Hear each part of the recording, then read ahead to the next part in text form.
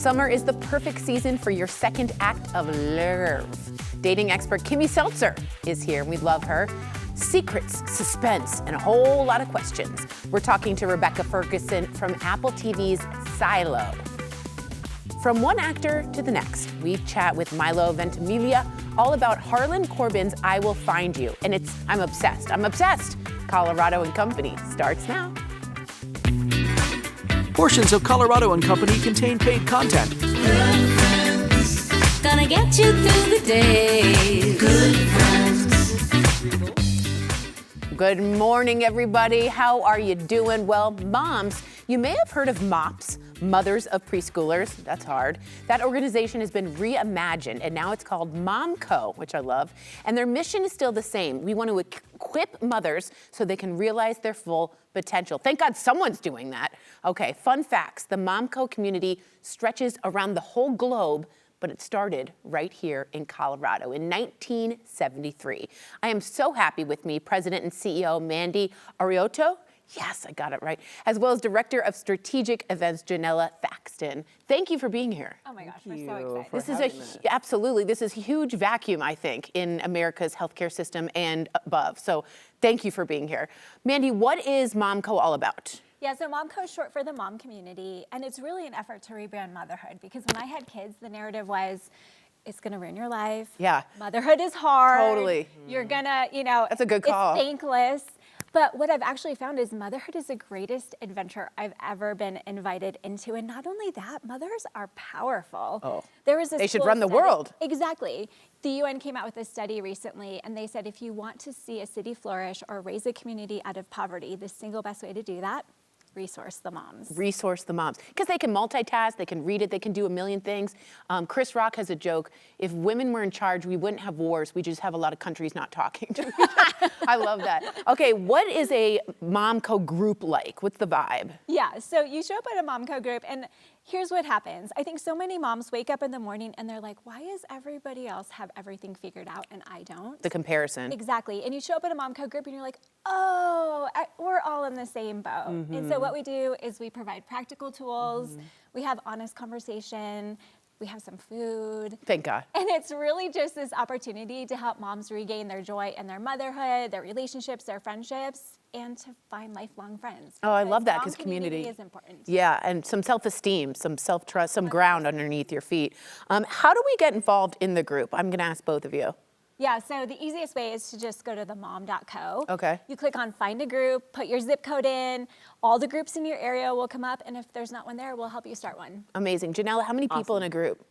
Oh gosh, it could be 10 to 200. Oh, okay. Yeah. Any amount. Okay, that's really good. All right, there's also a huge event, Janella, that's coming up. Janelle, excuse me. It's your annual conference, MomCon. I've been to Comic-Con, but this sounds like such a good time. It's wilder So than much Is it? better. Yes. It's like more? Okay. Oh my gosh, Because it was so pretty much wild. Like, wilder. I can't wait for this. So Yeah. Wild at Comic-Con. what's the goal of the event, Janelle? You take your group that you met in, take all of your friends with you, and then you go to this conference that's unlike anything you've ever attended. It's 2.5 days of, keynotes from world-class speakers, talking about things from... Oh, here it is. Yes. From financial peace, soul care. We're talking about how to be a better mom, better leader in your community. But it's a party. It's let's a party. be honest. It's a party. It's Where is it time held? away from their family at the Gaylord Rockies, September 17th through the 19th. I love the Gaylord. And our moms love it. We've been doing it for many years. We curate it just for the moms for that weekend, and it's a blast. Talk about like fun and community. Yes. I'm always looking for Yes. friends. All under one roof. Yeah, it's such a good, and moms are so busy, it's nice to have that implemented. Okay, Janelle, what are other things that attendees can do at MomCon, other than party? Other than parties, the sessions are vital. There are also smaller breakouts that the mom can go to learn more about what she may be experiencing in her life personally and in her community. We have an amazing exhibit hall with fantastic exhibitors. There's food, there are friends, there's music, we have amazing worship, we have a concert, and then we end the weekend with what we call the after party, which is amazing. So moms get to dance for 2 hours. We have a DJ. It's killer. I mean, it's just a place to not only learn, but let loose. Yes. And I think with moms, it's like go, go, go, go. That's amazing. I love this idea. So fun. So an event like MomCon can be life-changing. I really think so. What have you experienced, both of you, firsthand? Just like the impact. I think moms go home and they feel like a better version of themselves. Oh, wow. They feel refreshed, sure. energized. They have a new view on not only their own lives, but how to parent, how to show up in their relationships. And so, yes, it's a weekend away and it's fun, but I also think it's just this transformative opportunity to kind of reset maybe some things that aren't working and go home different. Yes. And have that confidence. Yes. That's huge. What do you think? Agreed. And we have, 30 plus countries represented sometimes. But you can see the mom that is coming in just exhausted, just wanting to get away, not sure what to expect. And then you see her at the end of the weekend and she's like, I'm ready. I'm ready. Something has been refilled in her, something refueled. She's reconnected with her first. Yes, yes. Her time with the Lord, her time with her friends. And that always makes us feel just kind of like accomplished. Yes. Of an event that takes many months to plan, but to see a mom go, okay, I'll be back next year. Oh, wow. I got to say, I feel like you guys are doing what some of the government should be doing, especially with paid leave and all that. But I just have to say thank you for stepping in. I know moms are overwhelmed, my friends. This is such a lovely break. And education, you learn a lot. I didn't know the word there, but yeah. Yes. So guys, everybody listen up. MomCon happens September 17th through the 19th, okay? It is at Gaylord Rockies Resort and Convention Center. Now, for more information and to buy your tickets, which I really want you to do, take a break, learn something, find friends, and party, of course, go to momcon.co. If you want to learn more about the MomCo, go to the mom.co. Is that correct? That's right. Excellent. MomCo Global sponsored today's segment. Y'all killed it. That was amazing. And I'm so happy that you're creating this for moms. All right, tomorrow, whether you prefer to cook over charcoal, wood chips, or gas, Christy Ross' recipe for grilled chicken will make it the best you've ever had in a while. Get her tips tomorrow. For America's big birthday, I can do it, semi-quincentennial. Did I do it, Risa? Yes. Yes. All right, PBS is throwing a sparkling live event on July 4th in Colonial Williamsburg. I went there. You put the hat on and everything. So there's lots to learn and see to help us understand the American experience. With more, we spoke with CEO of the Colonial Williamsburg Foundation, Carly Fiorina. Take a look. Carly, I am so excited to be talking to you. As the new CEO, I know this is a very exciting time for you, so let's jump right in. Let's talk about Colonial Williamsburg. Why do you think this is a place that every American should visit? Because this is where it all started. America was made in Virginia. First colonists landed in Virginia, first enslaved, the first encounters with the indigenous, the first representative government, but the revolutionary city of Williamsburg, as represented by the Colonial Williamsburg Foundation, this was the crucible for the founding of this nation. The Capitol building, which still stands, is where famous figures like Patrick Henry, George Washington, Thomas Jefferson, James Madison, George Mason dissolved the House of Burgesses, walked down the Duke of Gloucester Street, which still stands, stopped by the Raleigh Tavern, which still stands, and began the march towards independence. And so we are so proud to be nationally broadcasting from this very place, a 2-hour celebration of our 250 years as a nation, a show in which Americans will be entertained and uplifted, but a show also in which Americans will be educated about who we are, where we come from, who are the Americans 250 years ago, of all colors and creeds, from every continent, free and enslaved, native and immigrant, rich and poor, who fought on behalf of a radical idea that we're all equal, and to forge a new nation. Let's talk a little bit more about that live PBS event on the 4th of July. We're all so excited about that. What can viewers expect? Well, first they can expect great fireworks, of course, right? You have to have fireworks on the 4th of July. We're going to have amazing fireworks as well as an amazing drone show.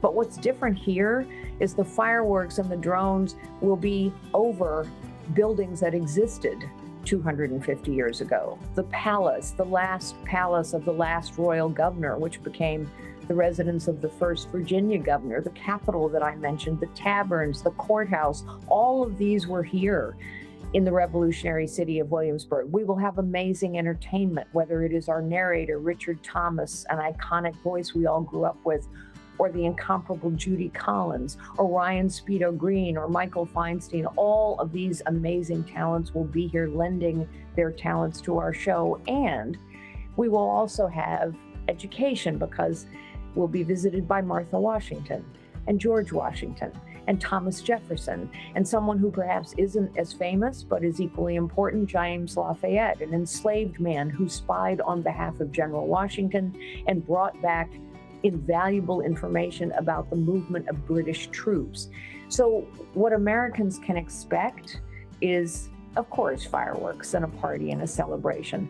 But I hope what they also will see is why we are a nation, how we came to be a nation, and to be inspired towards a season of civic renewal, because it is our role as citizens to carry the nation forward. Despite our divisions, we are one nation under God. We have responsibilities as citizens, and I hope that is what every American will take away from this. Carly, before I let you go, I just have to ask you, what does it mean to you personally to be hosting such a big, huge birthday party for America? You know, it is a great honor. I must say, it is a great privilege. I have been working on this with so many others for almost 4 years now. And what I have seen is that Americans want to come together around something that is unifying and inspiring. And the founding of our nation is an inspiring story. When we tell the whole story, not all parts of the story are easy to tell, and yet they must be understood.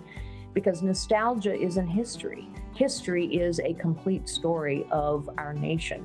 And so it is a great privilege, it is a great honor, and I must say it has been joyful work, because I have seen Americans come together to create something worthy of our nation that every American will see themselves reflected in, and hopefully will reflect upon for many years in the future.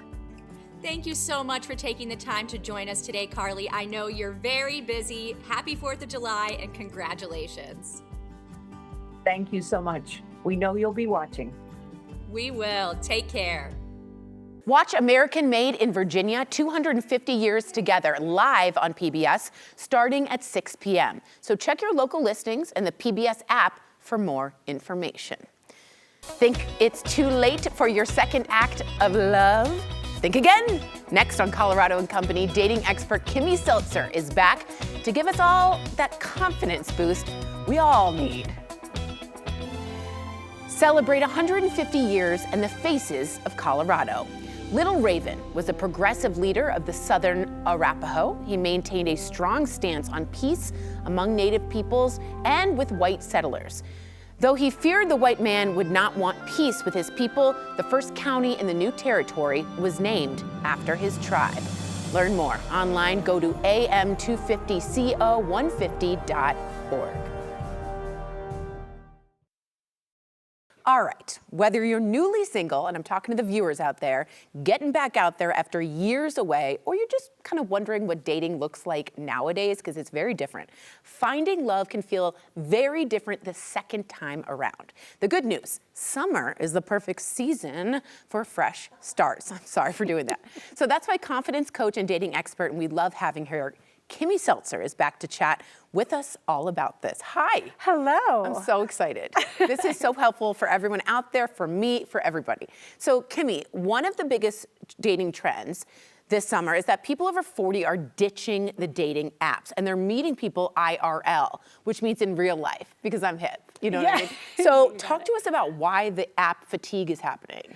Well, yeah, I mean, people are just really... They're over it. They're over it. They're sick of swiping and ghosting and the transactional kind of relationships that come out of the app dating. And obviously during COVID, everybody had to do that. Oh, so yeah. Now everyone wants to get out into real life. But here's the challenge is that no one knows where to go, what to do, and how to be. I was going to say, how to do it, yeah. Right, so I always say, like, how do I meet people out in the wild? But this is the thing, like, if you've been in a long-term relationship and you come from from divorce, or maybe you lost someone, you're a relationship-oriented person. Yeah. So learning how to just date is the key. Brand new. Yes. Those muscles are weak. It is weak. They get atrophied. If Yeah. you don't use it, you lose it. It's like my wiggle on my arm. You know what I mean? It's a little atrophy. Well, especially the flirt muscle. Oh, And this is, which is, you're going to talk about this. So experts say we're in the era of slow love. I've heard it as a slow burn also, Yeah. is right. What does that mean? How does that change dating after 50, let's say? Well, people who are dating later in life, or in the second act, as I call it, they have different goals. And maybe they don't want to look for a long-term partner that ends in marriage. Maybe they want somebody to have fun with and enjoy life with. lover. Yeah, a lover. But a lot of people aren't clear on what it is they want, so they go out there and they jump too soon, too fast. And so what slow dating is about is really putting the brakes on it. And it's not just, hey, do I like you? But how do I feel with you? Which is best. It's not like, do they like me? Do I like them? Yeah, absolutely. Yeah, and that's paying attention to things along the way. There's another trend called date maxing. It's all about the max. It's like maximizing your social activities to create opportunities. And with that, people are going to a lot of events, learning how to date and meet a lot of people, so that they pick the right person the next time around. I was thinking museums, not always bars, but like events, festivals. There's so many in Denver too. Oh my God, everywhere. And by the way, yes, bars. Yeah. People come to me, oh, I'm too old for bars. I'm like, no, you're not. Yeah. You're not too old to sit at a nice hotel bar. You don't have to drink. Get a Cosmo. It's where people, but it's where people are. Yeah, Right? Like right. I just say, you just need warm bodies to practice with. Hello there. So people over 50, are they looking for something different in relationships than they did when they were younger? Absolutely. I think when you're in your 20s and 30s, you're looking for that person to settle down with, build a life with. Later in life, that's not the case. In fact, people are not looking for somebody who, just kind of complete them, but more complement their life in this era. So, you have grandbabies, children, your career, people are kind of set in their ways. And it's like, well, who can fit into my life? In the way that I want to enjoy it right now. It's a puzzle piece now. It is. I love that idea. Many people over 50, let's be honest, some of my viewers here, struggle with confidence, especially after divorce, okay? Or loss, or aging, or body changes. Talk about the wiggle. Yeah. How can they start feeling really attractive and dateable again? Because that is a really big deal. Do you know there's a statistic out there that 58% of singles will not go on a date if they're not feeling attractive? Dang. That's huge, and it's not superficial. How we look. It really isn't. And what we see in the mirror is really important in who we attract. So it's not until you look in the mirror and say, I'm sexy, I got it going on, is when you're gonna attract that person. So if you have body image issues, and as we get older, women go through menopause. They sag. Things are sagging. Things are sagging. The dad bod is real. Right? And so we're not used to seeing ourselves in a sexy way. So that's why I love doing makeovers. That's one of my first things that I do with people is take them shopping, and I'll take them out and about, and I teach them how to flirt so that they get that sexy confidence. That's good. You refresh. Yes. Okay. Speaking about flirting, for someone watching who wants to find love this summer, let's say, give us flirting tips. Because I'm like, hello! It's so bad. Well, don't do that. Okay. It's aggressive and weird, and they just walk away. Yeah, you don't want to scare anybody with that. And actually, nonverbal communication is huge when you're, learning how to flirt. It's not even what you say, it's how you say it. Okay, flirt with me, tell me what you do. Well, it's even just looking at someone in the eyes. Hello. And, kind of looking down and then looking back. That's the 3-second rule. I always teach that. Yeah. And you know that. So I 3 taught that seconds before. on the person. Well, you're doing 1, and then you're maybe looking out 2, and then you go 3. Oh, dang, I'm turned on. And so that second hit gives the person, and usually I teach this for women to attract a man. It's that second one that the guy gets that assurance that it wasn't a fluke. Right. That was me. She's looking at me. Yes. Okay. Yes. And of course, this is heteronormative. I want to be very clear about that because sometimes it's not, and we love and accept everybody here. Well, can I talk about men? Please. I mean, and men should just approach and not hesitate and just say hi. Men are worried about being creepy these days. Yeah. And I say, in efforts of you not wanting to be creepy, you're creepy when you're just sitting yeah, there, totally. and just like staring Like, at someone. hello. Yeah, that is so true. it's just going up and saying hi. It's removing the filters, and really, it's about having fun. Having fun. Okay.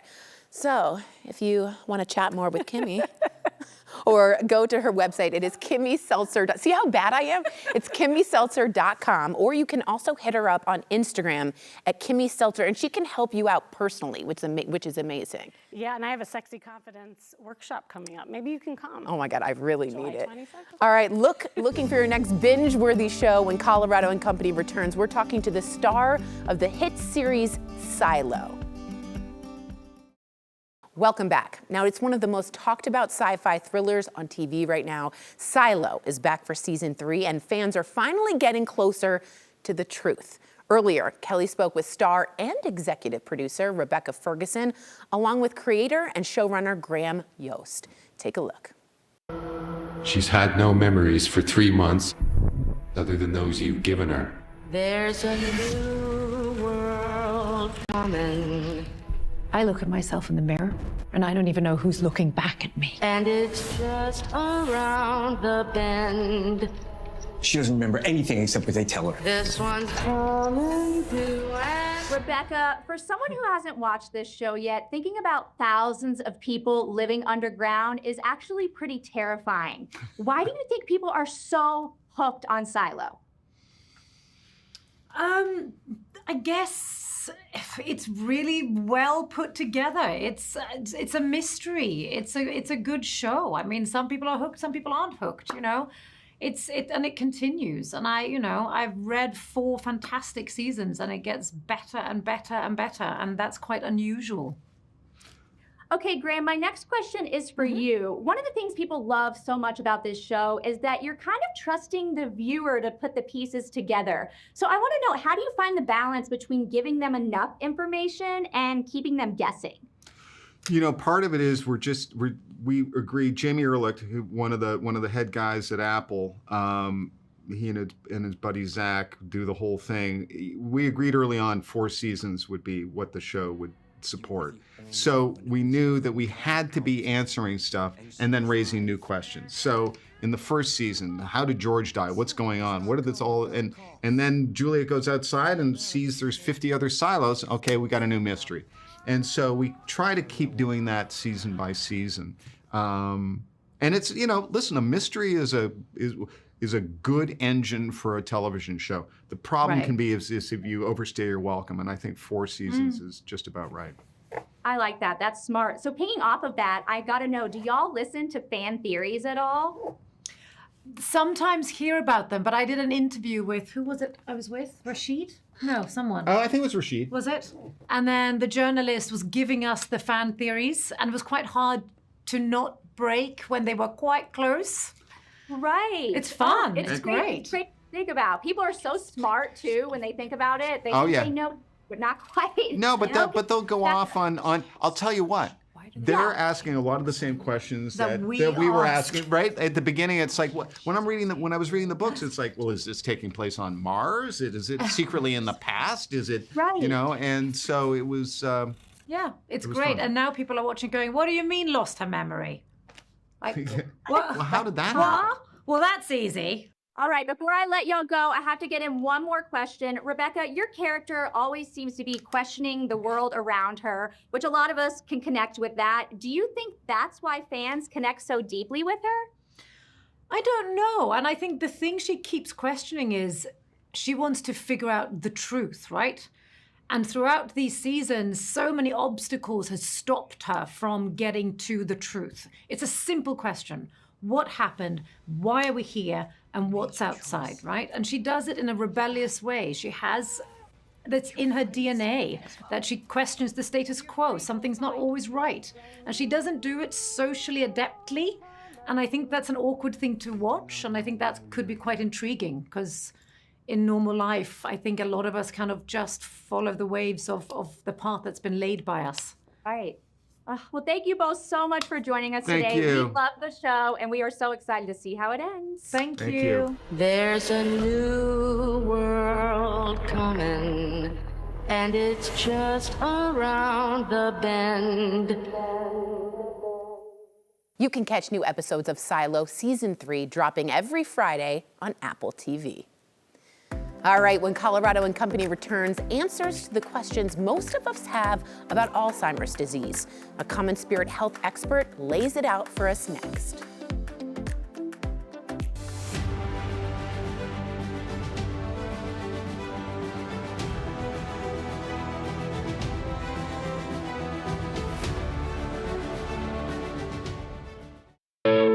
The following interview involves commercial content. The products and services featured appear as paid advertising. So in today's Healthy Colorado conversation, it's so important. Dr. Carolyn Parsi shares facts about Alzheimer's disease. She's a neuropsychologist with Common Spirit Neurology at St. Anthony North. Here's what she had to say. How common is Alzheimer's disease? Alzheimer's disease, the statistics will tell you that every 63 seconds, somebody is developing Alzheimer's. That doesn't mean that every minute that somebody is actually diagnosed, but that is it is about every minute somebody is developing this disease. Wow. Nationwide.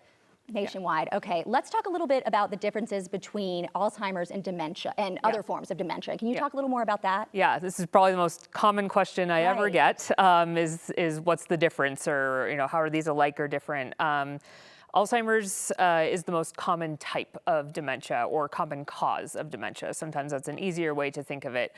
Dementia really is this big umbrella term that reflects when cognitive difficulties, so things like memory or difficulties with word finding or speech, impair the person to the degree that they can't live on their own. And then Alzheimer's disease is the most common cause of that. Okay. Yep. So what are the signs we should be looking out for, even in ourselves or our loved ones? Yeah, and a lot of these do sound in some ways kind of just like normal aging. And that's a big part, is trying to understand the degree or kind of the severity of some of these things. So an example would be difficulties with short-term memory. So forgetting a conversation that you had yesterday, repeating questions often, things that seem like you should be able to retain them. Now, some of that does happen just in normal aging, but this is kind of the degree that people are really starting to be worried or concerned, whether that's family or friends, somebody else is kind of picking up on it. Sometimes we also don't necessarily see those memory issues, but it ends up being almost kind of behavioral. So, developing more of this anxiety or depression. And that's kind of the secondary reaction where people are having more trouble with memory or speech, being able to communicate. And it makes them pretty stressed. So you might see that really first, Just different behavior. Yeah. Okay, let's say someone watching is concerned for themselves or even a loved one. Where do they start? What's the next step? Yeah, I usually say go to your primary care first. They're your, kind of your foundational medical provider. So the person who can really facilitate any sort of referral to a specialist like myself, a neurologist, something like that. At Common Spirit, we have our primary care providers, we have neurology clinics. So it's a good place to start, is your PCP. Right, so start with your general practitioner and they may refer you to someone like you. Yeah. Okay. Yeah. Is there any encouraging news about advancements in treatment? Yeah, some. So I've been in the dementia care space and this work for almost 20 years, and I can say there's been more momentum and progress on the treatment end in the past 5 years than they have been in the past 20. Okay. So things are moving faster now. We have newer options for treatment, management of symptoms, more so than we ever have. And there's, I would say, billions of dollars being thrown at clinical trials right now, trying to find anything that can stop, reverse, or cure any type of dementia. So I remain cautiously optimistic that we're on the horizon of something big. Okay, let's talk a little bit about this. Is there anything we can do, like I'm 38, is there anything I can do right now to help reduce that risk? Yes, you are in the right time. There's no too early to be doing these things. And it's gonna sound like every other medical advice you've ever been given. You know, diet and exercise, number one, number two, always. The majority of the research in diet over decades has continuously been Mediterranean type diets. Also one called the MIND diet. That's an acronym, MIND. Oh, okay, I've heard of that one. Yeah, it was a big clinical trial done maybe 10, 12 years ago or so in Chicago, and reflects a lot of the Mediterranean diet principles, but has a couple of little tweaks in there. Exercise definitely, as you hear about it all the time, but super important for brain health. Staying socially active, cognitively active, Puzzles. Sure. Everyone always says Right, crossword puzzles. I right. say if you love crosswords, do crosswords. If you hate crossword puzzles, please find something else to do. like that. Something that will, that you're more likely to stick with something if you're enjoying it. Of So, course. hobbies, interests. If you love photography, you love art. I love things that are like card games because that gets the social piece in there. Okay, You get that's to, everybody gets the bang for the buck, right? Or going for a walk with somebody else. We're both doing the exercise, right? And we're doing the social piece. So, yeah. Thank you so much for being here today. Human kindness is what Common Spirit Health is all about. Visit their website to learn more about how St. Anthony North Hospital is leading the way in care. Just go to mountain.commonspirit.org. You can find more interviews and information on 9news.com/healthycolorado. This Healthy Colorado segment was sponsored by Common Spirit Health. Up next, meet the man in charge of the biggest museum in the world and where my mother worked for 25 years. Let's find out what the Smithsonian is doing for USA 250. Stay with us. The following interview involves commercial content. The products and services featured appear as paid advertising. It's bucket list time, and this one is actually well within reach, too.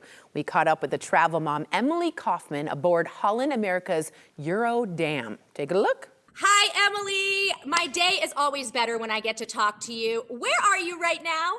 Well, hello, my friend. I'm glad to be talking to you too. And I'm talking to you from Ketchikan, Alaska, where I'm currently on board Holland America Eurodam. She is one of 6 ships from Holland America currently sailing in this region. And Holland America has been bringing guests to this area longer than anyone else. So they bring all those years of expertise to curating the perfect onboard experience plus terrific shore excursions. It's such a fantastic vacation for all ages.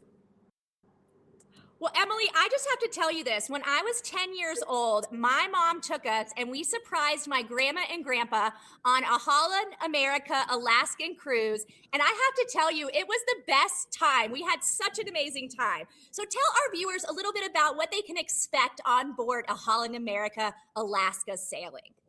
Well, you know, what you did is something I'm seeing as a really popular trend on board this sailing. A lot of multi-generation families traveling together with grandparents, their adult kids, and the grandkids. And what I love is that they've curated fantastic ports that give you a real taste of Alaska. This, in my opinion, is a great way to see this part of the country. And they bring experts on board that can give you great narration of what you're seeing and experiencing. They've got wildlife interpretation. They also have cultural storytelling. And Kelly, something I love, destination dining, where they know that cuisine is the gateway to different cultures. So they're giving you local ingredients from the area, plus great comfort foods from the Pacific Northwest, and an amazing shore excursion where you could go fishing, bring your catch back to the ship, and chef will prepare it for you. Oh, that is so cool, Emily. That is right up my alley. Okay, let's talk a little bit more about that wildlife and nature. What else will we see there? You know, it is so immersive when you sail with Holland America through Alaska because you're going to see whales as soon as you set sail. Also, their shore excursions take you closer to nature. You can experience bears and sea otters. You can see so much fantastic stuff. And what I like is that they've got park rangers that will come on board when you're in Glacier Bay National Park and help you understand what you're seeing. And they also have wildlife experts that are telling you all along the way what's going on. The best way to start learning about planning a cruise with Holland America is to visit hollandamerica.com. Ooh, that is so exciting. Okay, hollandamerica.com. But Emily, you have to tell our viewers, how can they follow you and maybe enter some of your giveaways? Yeah, I don't like to just talk about travel. I like to make that accessible to everyone. So follow along on my social media at The Travel Mom. I do a trip giveaway every week. And you can see me doing some of these amazing experiences throughout my Instagram and Facebook. We'll see you there, Emily. Thanks again for joining us. Thank you. See you soon. For more information on Holland America Alaska cruises, go to hollandamerica.com. Also, follow the travel mom, Emily Kaufman, for tips and so much more. It's at thetravelmom.com and on socials at thetravelmom. She sponsored today's segment. All right, if you're looking for your next binge-worthy series, Harlan Coben has you covered. The best-selling author's latest novel, I Will Find You, has made its way to Netflix, and your host here is obsessed. Earlier, Kelly spoke to one of the show's star, Milo Ventimiglia. I didn't do it.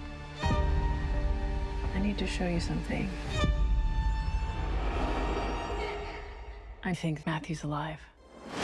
Milo, I am so excited to be talking to you, and I'm sure you hear this all the time, but I'm still not over what happened to your character in This Is Us, so I'm really hoping we can get some closure today, but let's jump right in. So being in a Harlan Coben project kind of already comes with a built-in fan base. So did that put a lot of pressure on you, knowing that the fans were going to be watching for clues in every part of the show? Not at all. I don't think it put any extended pressure on me that I didn't already have on myself. People that know Harlan's work, yeah, of course they're looking for, well, that isn't the way that I thought it was going to be. It's actually this way over here. You know, with Hayden and his journey, be it light, be it dark, you know, we really just, I wanted to make him sincere in his mission of trying to help David find his boy, and sincere in his love for Rachel, and sincere in his just desire to be a part of something, you know, using his wealth, using his affluence, using everything he has that is just kind of, you know, fundamental and easy for him, knowing really kind of, you know, what was underneath everything in that Harlan Coben kind of way.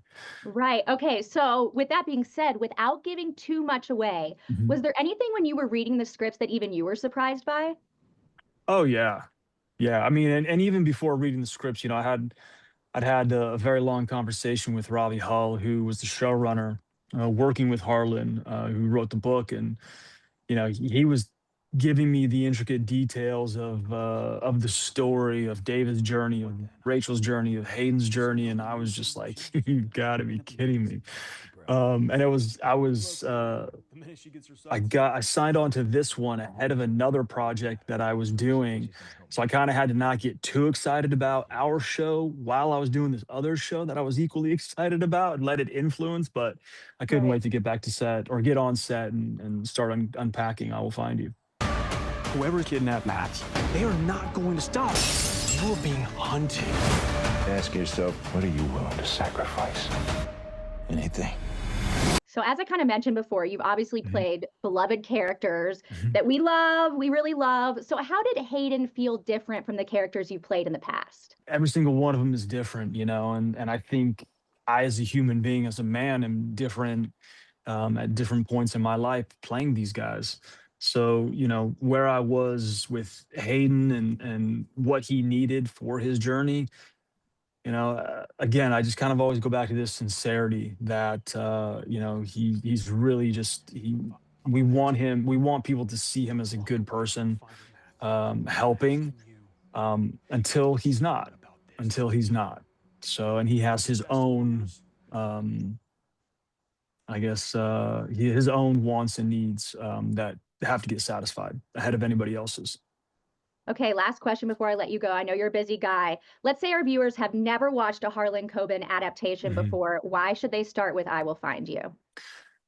twists, turns, a lot of heart, thrill, suspense, and just good entertainment. This is definitely one that I think you could, watch in a day, watch in a night, watch over a couple days, sitting down at dinner with your partner. Um, these are a lot of fun. They're a lot of fun in the mystery and the suspense and in the thrill of what Harlan Coben does really, really well. Right. It's those twists and turns that get me. Mhm. Thank you so much for joining us today and taking the time with us today, Of Milo. And course. congratulations. Thanks so much, Kelly. Appreciate it. The past never changes. He needs to know the truth. Till one day, it does. If you want to check out Harlan Coben's I Will Find You, and you do want to do this, it's streaming now on Netflix. We'll be right back.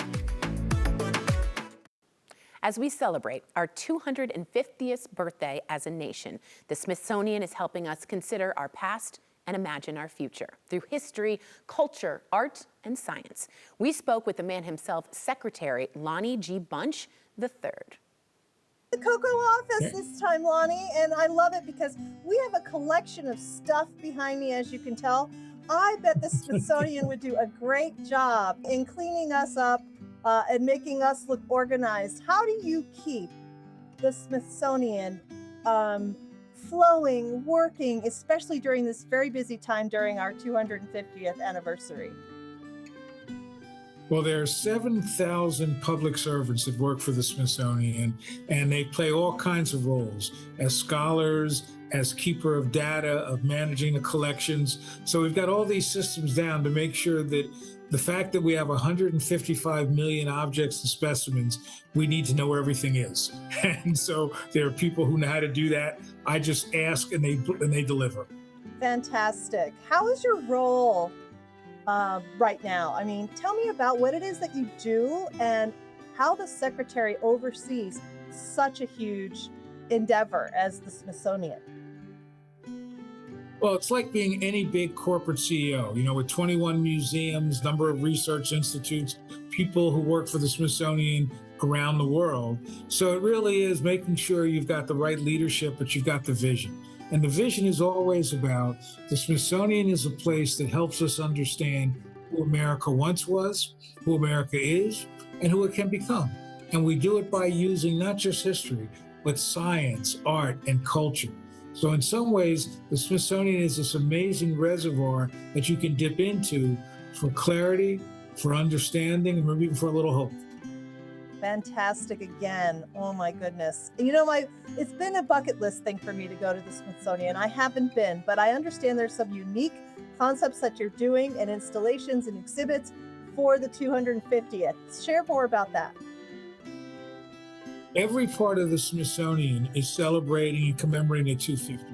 One of the things we've done is we have the castle, which was the original Smithsonian building, completed in 1855, and it had been closed for repairs. But I've opened it up, and I've opened it so the public can see a new exhibition called American Aspirations, which is an exhibition that brings only 30 objects together that are unbelievably unique, that speak about America as a work in progress. So you can see the desk that Jefferson wrote the Declaration of Independence, or Martin Luther King's I Have a Dream speech, or the flight suit worn by Amelia Earhart when she flew across the Atlantic. In essence, it really is an opportunity to say, here are a few objects that speak about our aspirations, that basically help us understand that as much as America is a place, it's also a place driven by ideals and aspirations, and that's the great strength of a nation. I so appreciate everything that you do, all the hard work you put into it, the Smithsonian every day. It is a treasure. We all need to go see the Smithsonian, and thank Lonnie for all his hard work. You are fantastic. Thank you so much, and happy 250th. Happy 4th of July. Same to you. Thank you. Enjoy.